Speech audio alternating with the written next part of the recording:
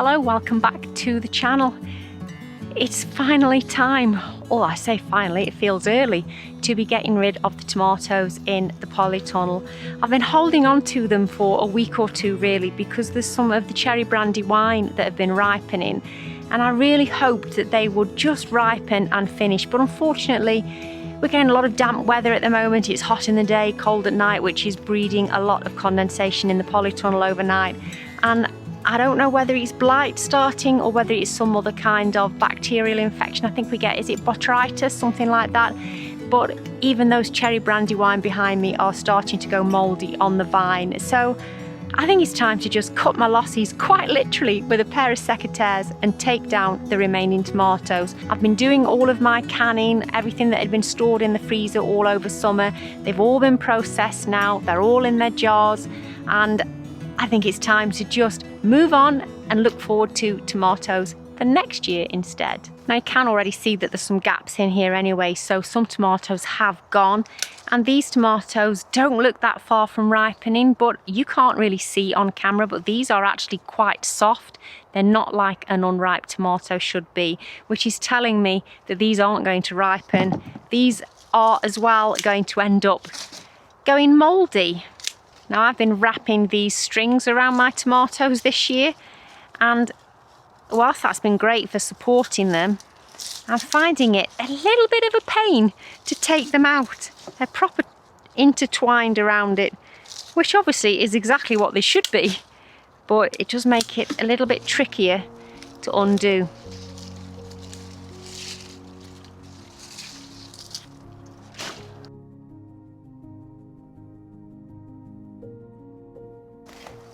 Now, I don't know about you, but there's definitely been varieties of tomatoes this year that I'm deciding that I'm not going to grow again next time. I want to make it a bit simpler, not so much for this side, because the growing bit is absolutely fine, but I need to make it a bit more simpler when it comes to the preserving. A lot of the tomatoes I've had this year have been really seedy varieties. I think I need to concentrate on having some more paste varieties for making the sauces, because canning took me a long time yesterday. I had to do so much food milling because my daughter doesn't like all of the seeds in a sauce. I don't have an electric miller, so I was winding it by hand constantly.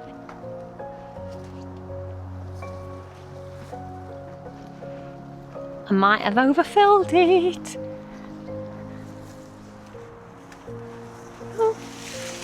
Oh, I nearly got here without doing that. Now, one of the things I'm already finding is that I am nearly full when it comes to the compost bins. And that's partly my own fault, because when I emptied that wood chip pathway and said that I was going to make a start at the bottom of one of the bins, well, I got carried away and I actually filled the entire bin up with it. So, yeah, I don't have much space now. But I do like to chop it up, which does help with space, and obviously it breaks down quicker. It seems really weird seeing that side of the polytunnel empty now. I can't say that it seems sad actually. I almost feel like I'm having a rewind moment. I feel like I'm looking at the beginning of the season, not the end of the season. It's a bit strange. Something going on in my head, obviously. Now, this is the plant that I have been trying to keep, because there was this huge, lovely bunch of ripening, as they look like now, cherry brandy wines on here. But unfortunately, I can't keep them. The whole plant's going to have to go. And that's because if I spin this around, you can see it better. Whilst it looked like they were starting to ripen, this one, oh dear, oh, that was grim. Yuck, as you can see. Not nice. And this one's doing the same as well. So I don't know whether these will ripen properly, but they do feel quite soft for a tomato that's unripened. So I think I'm going to cut my losses, unfortunately. No more cherry brandy wine.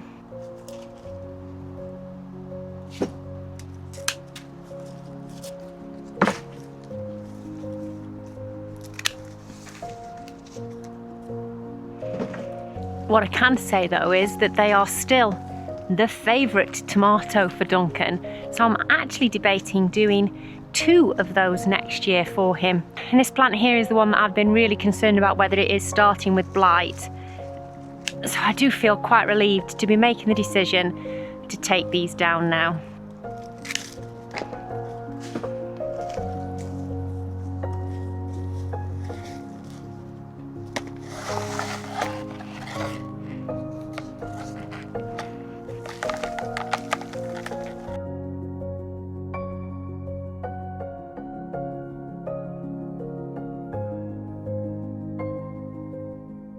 Doesn't that look very different already? And I do need to get that sunshade down, but I'm going to get Duncan's help for that. I'm a bit wary of snipping quite so close to the plastic. I'm going to be getting quite a bit of planting done in this centre bed, especially before the end of this episode, so I will show you what I'm going to be planting in here over winter. But that's not all of the clearing, because if you remember, last week we had a frost, and unfortunately, the melons have completely succumbed to the frost, and I'm really upset about that because these melons did actually have 2 melons on them, and they obviously aren't going to ripen. They have just died along with the plant, so I'm going to remove those. And I'm unsure what to do about these cucumbers. They're trying to put more cucumbers out, but I'm having quite a lot of really rather nasty looking mouldy cucumbers, so I'm debating whether to just remove those now and be done with it and kind of protect the birdhouse gourd, the final loofah that's ripening, and the sweet potatoes from any more of this mould that is happening within the polytunnel. It is such a shame about these because, as you can see, it's not supposed to be that colour. It is supposed to be obviously green, and then it ripens to a yellow. So these grew this far, and then unfortunately the frost got them. But never mind, we still got 4 or 5, I think, melons off here this year, so all was not lost. I'd have been really gutted if they were the only ones that we had.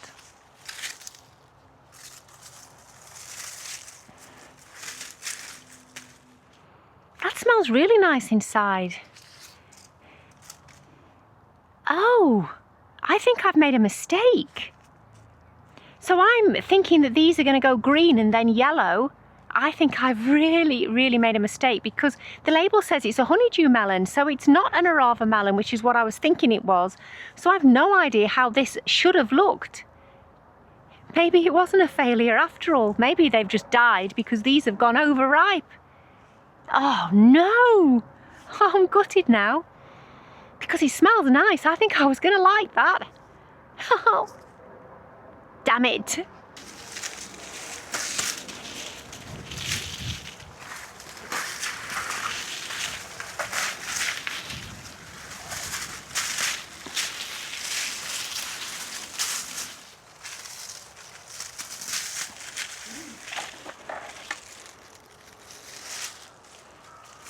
If you look at these melons here, the one on the right there does look overripe, doesn't it? It's a little bit mushy around the top, but if I look at this one and I go to the internet to find pictures of how it should look, I actually think this one might be okay to eat, you know. That is exactly the same colour. I'm not sure if it comes up on camera. I think I'm going to take this one in and cut it and see what it's like inside. Fancy forgetting that I had another variety of melon in the polytunnel. That's absolutely hilarious. It's also going to be my daft thing when it comes to So Chatty on Tuesday night. Now what I've actually realised is that there's quite a healthy looking branch here, or stem, right low down here on this cucumber. So what I'm going to do is try and find where that's branching from, which is, I don't know. Where are you coming from? Where do you go? Here. Right, okay. Well, this is pretty rough up here. So what I thought I'd do is cut back this bit. And cut off the best cucumber I've got growing so far. Well, that was a fail as well. I'm just chalking up daft things this week. At least that stem's still going. I haven't killed that stem. Oh no, have I? Oh no, it's here. It's here. Oh, phew. It's here. It's okay. You can trail there. And I'll just get rid of some of these shocking looking leaves. In fact, a lot of them are on the plant next to it, which is looking really bad. So that plant I'm going to leave, and this plant I will take out now.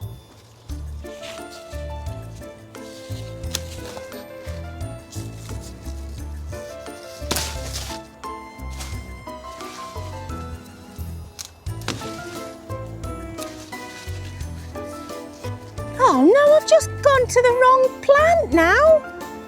I've just cut off that absolutely amazing branch. Oh, you know you're too tired when you keep making mistakes like this. Is this plant I was just cutting down? No. Oh, I guess that's it for cucumbers then this year. Look at this. Now this is a surprise. This is a Cape gooseberry. I haven't planted it. It's self-seeded itself in here this year. And I'm going to try and actually stake this up because it was clearly resting on the cucumber.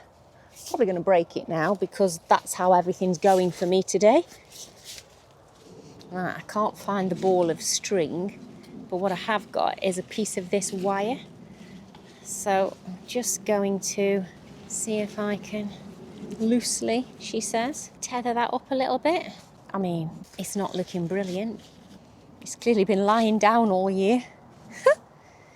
And an even bigger bonus is that clearly we have some ripe Cape gooseberries that have fallen off it.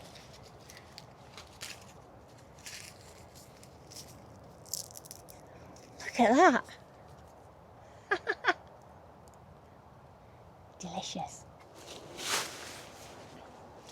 Well, pretty much now all we have left in here are the birdhouse gourds and the sweet potatoes. Now they are starting to get a bit yellow. I don't know whether that means I should be feeding them again or whether this is the time of year for them to start dying back. They are incredibly prolific. They're kind of taking over this corner of the polytunnel, and I'm okay with that. I'm really hoping that there are some sweet potatoes in there. I have noticed there are a few more flowers on them, but I haven't had masses of flowers. I don't know whether you should get masses of flowers, and I don't know whether flowers are an indicator of whether they will be making potatoes under the ground. But I am really looking forward to finding out. Pretty certain that this loofah here is now ready to harvest. In fact, I might as well take it off, and you can hear that. There's definitely a sponge in there. It doesn't feel a particularly dense sponge, I have to say. I guess I might as well open it really to show you. There you go, it's a little bit stuck, this one, but there's the loofah sponge inside it. And I'm so excited by just how many people have been growing loofahs this year, all from seeds from my loofah last year. Well, not everybody has, but many people have that I've seen growing them. And some of them even indirectly. Jane at Jane's Growing Garden, I'm pretty certain that her loofah came from Ali at the Right Pear Plot, and her seed came from my loofah plant from last year. There you go, look at that. And there's another one here that is just ripening nicely, and it is on a bit of a resurgence. You know, it keeps trying to pollinate some more loofahs, and there is one pollinated at the back there, but there is not enough time for them to do anything. But I'm quite happy to leave it here for a little bit longer just to see what happens, and to see if this one will cure actually on the vine, because I think they are a better loofah when they've cured on the vine, and this one will be my chunkiest one, so that's definitely going to be the one that will be going in the shower with me. What did I just say? Going in the shower with me? That doesn't sound right. Now, even though it very much looks like the end of summer when you're inside the polytunnel, when you come outside here, you could be fooled into thinking it's definitely a couple of months earlier than it actually is, because look at the colour that we still have out here. The cosmos, the salvia, the dahlia, the guara. It's looking absolutely amazing. But the star of the show is definitely this agapanthus, which is continuing to bloom. And it's October now. Look at that, it's absolutely beautiful.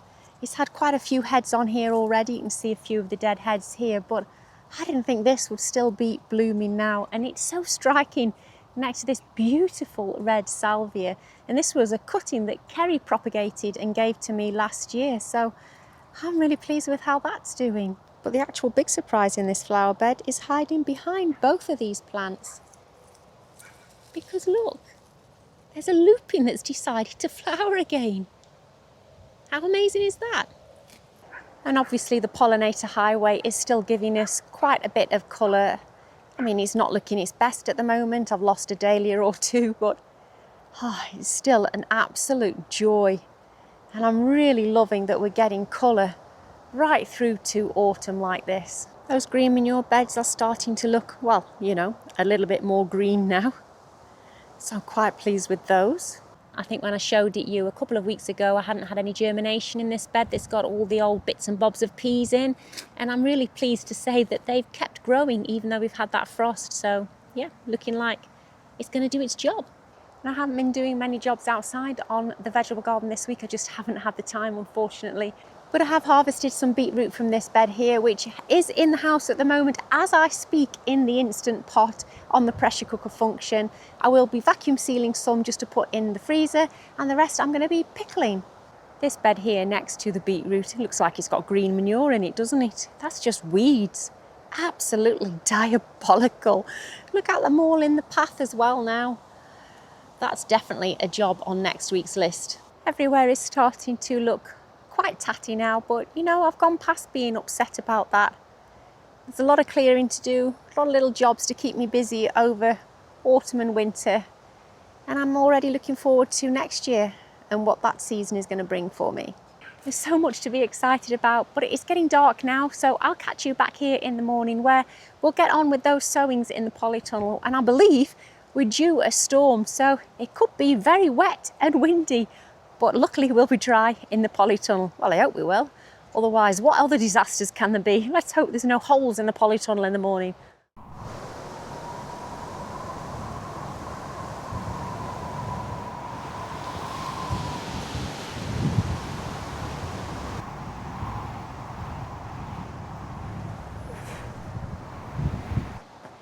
The weatherman was not telling fibs, was he? It is a wet and wild day. It's taken me ages to come outside. I couldn't face the weather.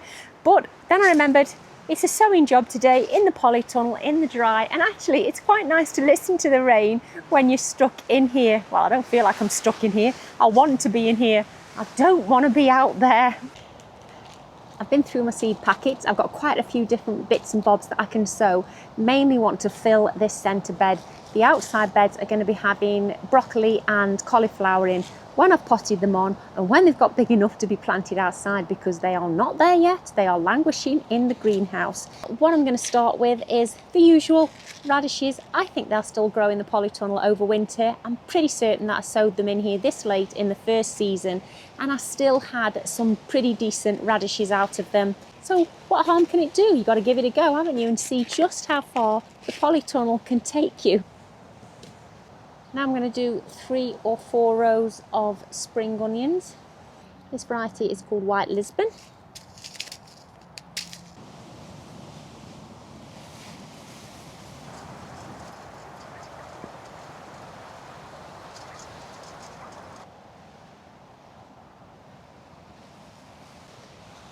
And then all I'm going to sow in this section here are some Oriental salad mustards. And I actually like these. If you leave them to be quite small leaves, I find them a good alternative to lettuce in winter. And I don't have many of these, so again, I'm going to try and be quite sparing with them because they do grow quite big. Now the final thing that I want to plant on the other end of this bed are some carrots, and the variety that I've chosen is Amsterdam Forcing. Now I've just got a little trowel out and I'm having a dig about. As you can see, this soil here is really quite loose. So I do think that carrots could be okay in here. I mean, sure, there's a few bits of roots left over from the tomato plants, but there's nothing overly lumpy bumpy for them at all. It might not work, but it is definitely worth a try. What I'm going to do is cover them over with the ends from these little mini greenhouse cloches. So I kind of need to mark my rows knowing where they will sit. But I won't want any in the middle there because there'll be 2 ends there. There's not going to be many carrots at all, is it? In fact, I reckon I could get a 3rd row in there. These are fresh carrot seeds, so hopefully they'll be good for the job. And then before I put the cover over these, I need to water them, and I'm doing it on a mist. I don't want to blow the seeds out of the soil.